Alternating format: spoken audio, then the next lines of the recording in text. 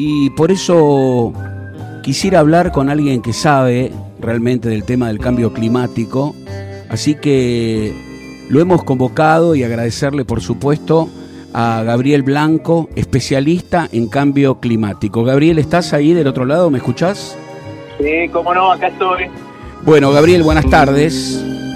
¿Cómo va? Gracias por llamar. Bueno, vamos a bajar un poquito la cortina, gracias Tito. Bueno, Gabriel Blanco fue director nacional de cambio climático en Argentina entre el 2019 y 2020, profesor titular de la Facultad de Ingeniería, presidente del Comité Ejecutivo de la Transferencia de Tecnologías de las Naciones Unidas, autor, coordinador del Grupo de Trabajo 3 del Panel Intergubernamental sobre el Cambio Climático, y tal vez seguramente debes tener más diplomas y más trabajos realizados, pero por lo menos quería que la gente supiera que estamos hablando con una persona muy capacitada sobre el tema, así que agradecerte estos minutos que vamos a hablar sobre el cambio climático.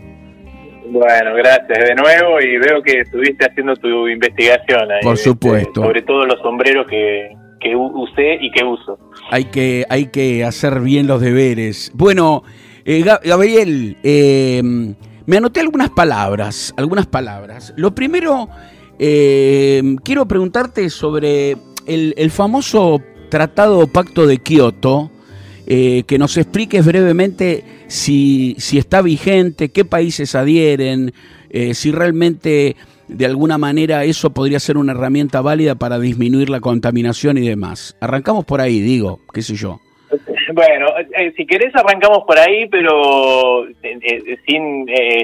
con buen espíritu. Te digo que quedó un poquito atrasado. El protocolo de Kioto se firmó en el 97, fue un primer intento, un primer acuerdo en el marco de Naciones Unidas para empezar a trabajar el tema y la problemática del cambio climático. Bien. Lo que pasó es que fue muy limitado en cuanto a la ambición que tenía y en cuanto a la participación de los países. Ajá. Entonces, formalmente está vigente, pero la verdad es que en la práctica, en los hechos, ya quedó en el pasado, porque digamos, hubo una instancia, si se quiere, superadora, que fue lo que se llamó el Acuerdo de París de 2015. Bien. Ese sí está vigente y digamos, hay esperanza de que a partir de ese acuerdo se pueda lograr algo a nivel así de acuerdos internacionales.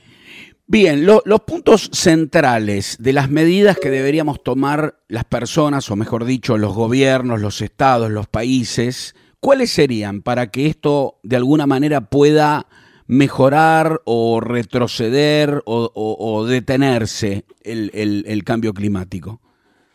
Bueno, es la pregunta del millón. Se sabe lo que hay que hacer. El tema es que no es tan sencillo, ¿no? La verdad es esa. Porque nosotros, vos sabés, estamos montados sobre un modelo de desarrollo a nivel global, diría, ¿no? Porque más o menos todos los países participan de ese modelo de desarrollo, que está basado y montado, como decía, en el uso de combustibles fósiles, en el uso del petróleo, del gas natural y del carbón desde hace un siglo y medio, 2 siglos.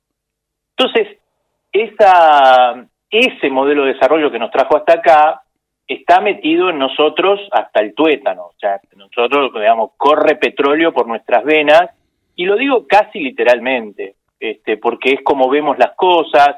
Toda la economía siempre tiene que crecer, a nivel personal siempre hay que crecer, y siempre hay que tener más, digamos, y eso es un modelo de desarrollo que fue posible porque hubo petróleo atrás. Bien. Entonces, desmantelar eso es muy complicado, desde todos los puntos de vista, desde todas las dimensiones que se te ocurra. Incluso la más difícil, esta última, que es esa que te decía, que es que tenemos un barril de petróleo en la cabeza y que es muy difícil sacárnoslo. Entonces, eso hace que todo sea muy complicado. Ahora, si tenemos, digamos, hay necesidad de transicionar, de cambiar, empezar a cambiar este modelo de desarrollo y salir hacia un modelo de desarrollo que empiece a estar en una armonía distinta, básicamente con el planeta en que vivimos. Sí. Porque la economía y las actividades productivas, etcétera, etcétera, dejaron de hace mucho tiempo de estar en armonía con el planeta en que vivimos. Y bueno, nada, me fui directamente al corazón del problema. Perfecto. Ahora, ¿cómo salir de ahí? Y bueno, requiere, obviamente, de cranear mucho, de pensar mucho, de deconstruirnos nosotros individualmente como sociedad y empezar a reclamar a los que tienen más responsabilidades por otra cosa, pero ese reclamo no va a venir si no entendemos el problema de otra manera.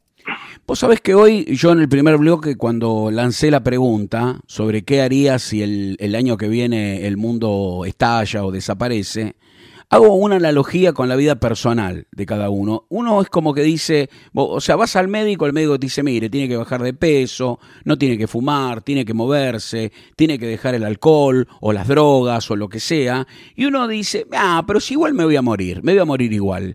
Pero acá el tema es más complejo porque no se trata de la vida de uno, se trata de las generaciones que siguen. Estoy hablando de hijos, nietos, de toda la gente que uno quiere y que tal vez no quiere o no conoce, es decir, la desaparición de la especie humana. Pero en definitiva damos una respuesta similar, es como y bueno, va a ocurrir, pero ¿qué me importa? En el fondo creo que hay una cosa de que, si bien se aproxima ya este mundo distópico, que ya empezamos a verle cosas concretas, a través de una inundación, de una sequía, de lo que sea, tenemos una actitud así medio inconsciente, en definitiva, ¿no?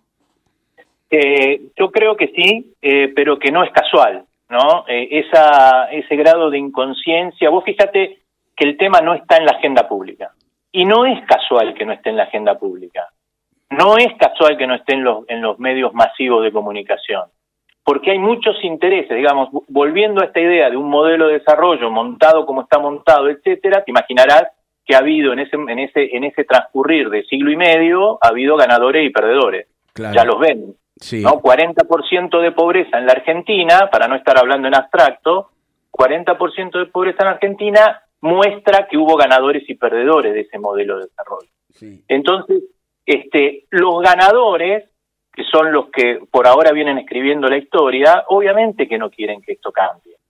Entonces, pero lo cierto es que no es que el mundo va a estallar mañana, es mucho peor, porque la agonía es mucho más larga y ese 40% de pobreza no se merece esa agonía. ¿Entendés? Entonces, sí. Los cambios hay que hacerlos por un montón de cuestiones. No es porque va a haber solamente más tormentas o más sequías y demás, es porque el modelo, además de traer eso, que es el cambio climático, trajo mucha desigualdad, mucha pobreza, mucha inequidad, etcétera, etcétera, y un montón de otras cosas. Entonces, mirá si se justifica empezar a repensar la manera en que queremos crecer. Y países como nosotros, como Argentina y tantos otros países en desarrollo, tienen necesidad de crecer de muchas maneras. El tema es cómo. ¿Queremos repetir la manera en que crecieron los Japones del mundo o los Estados Unidos del mundo? ¿O queremos buscar otras maneras? Yo creo que esa es una gran discusión, un gran debate muy interesante, pero que obviamente no se está dando. Te leo una pregunta que me llegó en estos días, porque nosotros hicimos un flyer y algunas personas ayer o anoche sabían de qué íbamos a hablar. Me preguntan si es verdad que los gases emanados de las vacas, o sea, los gases de la vaca, vamos a decir, los pedos de las vacas, ¿es verdad que contaminan o que generan el agujero en la capa de ozono? ¿Es cierto eso?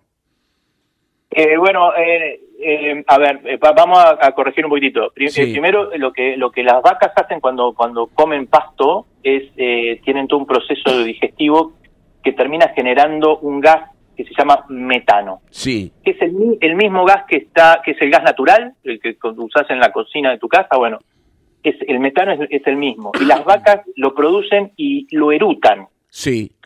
Sale por adelante. Sí. Y ese gas es altamente contaminante y tiene una capacidad de efecto invernadero muy grande. Ajá. Así que efectivamente las vacas sí son parte del problema. Las vacas son parte del problema. Por lo menos en la manera en que o en la cantidad de vacas que hay hoy, ¿no? En Argentina hay 55 millones de vacas y en el mundo, imagínate que muchas más. Claro. Me acuerdo que en una época... Eso es lo que pasa. Y lo que no es un problema con la capa de ozono, sino que es un problema con el efecto invernadero que produce el calentamiento global que termina produciendo el cambio climático. Esa es un poco la secuencia. Bien, me acuerdo que en una época habían diseñado una suerte de mochila para las vacas, había habido una especie de prototipo para aprovechar ese gas. No, justamente, sí, fue un experimento que hizo la gente del INTA para justamente medir cuánto le habían puesto como exacto, sí, como una mochila, pero con un bozal, una especie de bozal, para medir exactamente cuánto metano generaban y tener mediciones concretas, ¿no?, sobre eso. Pero bueno, sí, efectivamente eso es así, pero te lo llevo a otro tema porque seguramente es la pregunta que sigue, por ahí me anticipo o no. Sí. Pero justamente habrás leído o habrás visto en muchos medios en los últimos par de meses, en realidad hace más, que hay una gran campaña para decir que las vacas argentinas en realidad no producen ningún problema, sino que todo lo contrario, son beneficiosas. Bueno, eso no es así, ojalá fuera así, pero no es así. Las vacas argentinas, como las vacas de cualquier lugar del mundo, generan este metano y eso es un problema. Así que quiero decir que esa campaña es una campaña, por supuesto, orquestada. Fíjate que hay una cámara de la carne vacuna, no sé qué, y todo el lobby del ganadero, que sí, bueno, que están con cierto temor de que las medidas que se puedan tomar les impacten en sus negocios, ¿no? Pero bueno, esto es así. O sea, digamos esto, que me parece importante. Todo lo que vos decís lo hablás desde la ciencia, digamos, más allá de que alguien pueda pensarlo políticamente de un lugar o de otro. Vos lo que estás diciendo es científicamente lo que nos espera, lo que ocurre, cómo se comportan, digamos, desde el punto de vista de la química, de la física, etcétera, ¿verdad? Bueno, esto último sí, pero lo que pasa, digamos, es que lo que tiene interesante esta discusión es que se mezcla todo. Bueno, ¿no? claro, obviamente. La cuestión científica te dice exactamente qué está pasando y qué va a pasar si las cosas no cambian, etcétera. Eso está muy estudiado, analizado, medido, bueno, todo eso, pero se mezcla rápidamente con la cuestión política, ¿no? Porque inmediatamente esta problemática, como empecé diciéndote hoy, toca el corazón del desarrollo tal como lo conocemos. Sí, entonces va directamente, por ejemplo, al lobby de la agroindustria y al lobby de la energía, que es el lobby del petróleo, del gas, etcétera. Bien. Entonces, mete el dedo en el corazón económico mundial. Y entonces, bueno, las reacciones son furibundas, ¿no? Desde ese lugar, porque además tienen mucho poder. Porque además el poder político se asocia a ese poder económico, ¿no? Claro, como ya sabemos. Claro. En definitiva no hay ganadores ni perdedores, o sea, los que ganan son los que nos van a llevar a ser perdedores, todos, digamos, si lo pensamos fríamente. Podrán tener un mejor nivel de vida de acá al 2050, pero después todo va a ser un desastre, digamos, a nivel clima. Es muy interesante esto que decís, porque fíjate que está volviendo todo como un boomerang, les vuelve como un boomerang, porque, a ver, lo que está pasando con la agroindustria, la expansión de lo que se llama la expansión de la frontera agrícola para producir más y más soja o más y más vacas, empieza a generar deforestación, se empieza a avanzar sobre el bosque nativo. Estoy hablando de la Argentina y en muchos otros países, no es solo exclusivo nuestro. Pero ese modelo de producción de alimentos así depredador vuelve como un boomerang ahora, porque todo ese modelo genera gases de efecto invernadero, genera cambio climático y genera, por ejemplo, la sequía monstruosa que está sufriendo la Argentina. Y entonces, de golpe, te encontraste con que sos víctima de la sequía, pero sos victimario al mismo tiempo. Exacto. Sos parte del problema. Claro. Es muy interesante mirarlo así. Pero bueno, nadie quiere dar el brazo a torcer, todos, se ponen en el lugar de víctimas, cuando en realidad sos parte del mismo problema que ahora te está afectando. ¿Hay manera de alimentarnos, Gabriel, mundialmente sin usar estas prácticas tradicionales? Llámese ganadería, agricultura, o sea, ¿habría manera de alimentar el mundo o hay algo pensado, algo desarrollado? Bueno, a ver, te voy a hacer una pequeña chanza acá, ¿no? Sí. Justamente la forma en que se producen alimentos no es la forma tradicional. la agroindustria basada en petróleo, porque todos los agroquímicos, fertilizantes, etcétera, son todos a base de petróleo, y toda esa industria agrícola y ganadera no es la forma justamente tradicional. Esto nació hace 20, 30 años, no mucho más, o 40 en algunos países, esta forma de producir alimentos. Entonces, la pregunta que haces es buenísima. ¿Se puede hacer de otra manera? Y bueno, lo hicimos toda la vida. Lo que pasa es que esta forma, de nuevo, depredadora de producir alimentos, empezó a quitarle la posibilidad a otros de producir de otra manera. Entonces, digo, hasta a nivel de continente, porque esto le sacó la posibilidad a África de producir. ¿Por qué? Porque, claro, la soja o el maíz de Estados Unidos producido así, resulta que no puede competir, digamos, le gana la competencia, bueno, y entonces toda una cuestión de globalización, commodities y demás, que finalmente sacó la otra manera. Claro, todo se traduce en optimizar un territorio para obtener un mejor precio, una mayor cantidad. Estamos hablando de agroquímicos y, claro, entiendo perfectamente. Esto, digamos, en resumen, es una forma que en realidad no es la producción de alimentos el fin último. El fin último es hacer dinero. Porque, a ver, la soja, cuando te hablan de seguridad alimentaria, bueno, es un concepto en el cual hay que tener mucho cuidado, porque cualquiera, vos, yo y cualquier otro que nos esté escuchando ahora, seguro que va a estar de acuerdo con el concepto de seguridad alimentaria, ¿verdad? ¿Cómo no vas a estar de acuerdo con que todo el mundo tenga digamos, asegurada la alimentación, la comida, etcétera? El tema es que detrás de ese concepto justifica cualquier acción depredadora como la que estamos teniendo en la soja con glifosato, deforestación y demás, en pos de esa supuesta seguridad alimentaria. Cuando el problema de la alimentación en el mundo no es que falte comida, es que no llega donde tiene que llegar. Entonces, todo está un poco distorsionado, porque te vuelvo a decir, y vuelvo a lo que dije hace un rato atrás, controlan los medios de comunicación, bajan con mensajes que no son ciertos, entonces contra eso es muy difícil luchar también, ¿no? Contra esta cosa engañosa, todo el tiempo nos están engañando, nos engañan con eso, nos engañan con vaca muerta y el petróleo y que nos vamos a hacer ricos y el litio y ahora vamos a hacer... Mira, ¿sabes cómo decía León Gieco en una canción? 5 siglos igual. 5 siglos igual. Vos sabés que te anticipaste porque yo te iba a preguntar justamente sobre autos eléctricos y el fracking. Auto eléctrico, litio, ¿no en definitiva no termina siendo la misma historia? Pero claro, o sea, digamos, ¿quiénes están tratando de empujar esta transición hacia los autos eléctricos? De nuevo, el concepto de auto eléctrico uno lo ve bien y uno podría estar de acuerdo, pero el tema es, antes de estar pensando en el auto eléctrico, pensá cómo te querés movilizar en las ciudades. O vamos a tener, en lugar de los embotellamientos en Buenos Aires o en cualquier gran ciudad, los embotellamientos que tenemos ahora con autos a nafta o a combustible, vamos a tener el mismo embotellamiento pero con autos eléctricos. ¿Eso es lo que queremos?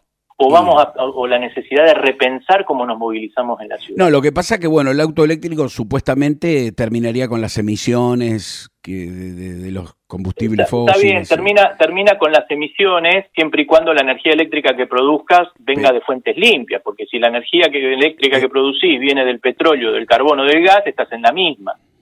Es más, es casi peor, te diría, usar nafta o gasoil. Y además tenés el tema del litio. Entonces, digamos, intentás solucionar un problema y creaste 4 por otro lado. Exacto. Bueno, iba a preguntarte justamente si, por ejemplo, en la técnica llamada fracking, tengo entendido que se usan millones de litros de consumo de agua, ¿verdad? Bueno, el fracking es para extraer lo que se llama el petróleo y el gas no convencional, que está como embebido en la roca, claro, a grandes profundidades, ¿no? Y sí, efectivamente se usa esta técnica, fractura hidráulica se llama, claro, que inyecta mucha cantidad de agua, como decís vos, es mucha la cantidad de agua, mezclada con químicos, que son esos químicos los que finalmente despegan ese petróleo y el gas de la roca, y todo eso vuelve a la superficie y se generan grandes estanques enormes, que se los puede ver ahí en Neuquén, de agua contaminada con todos estos químicos. Se necesita arena, que además sale del río Paraná. Bueno, lo que está ocurriendo en el río Paraná ya va a explotar en cualquier momento. No quiero ser pájaro de mal agüero, pero es indefectible que eso va a ocurrir, porque están extrayendo cantidades enormes de arena del río Paraná. Bueno, una cantidad de cosas para brindarnos un poco más de petróleo y gas. Es un negocio que no se entiende mucho, porque es un negocio que es para las corporaciones que ponen la plata.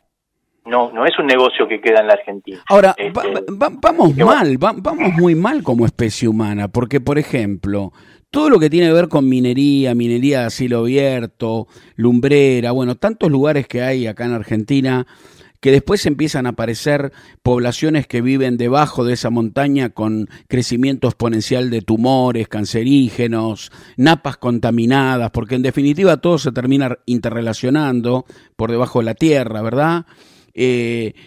Digamos, no le hemos encontrado una vuelta a esto, o por lo menos las soluciones que encontramos son de aparente esplendor y de crecimiento, pero a la larga nos vamos a hacer bolsa.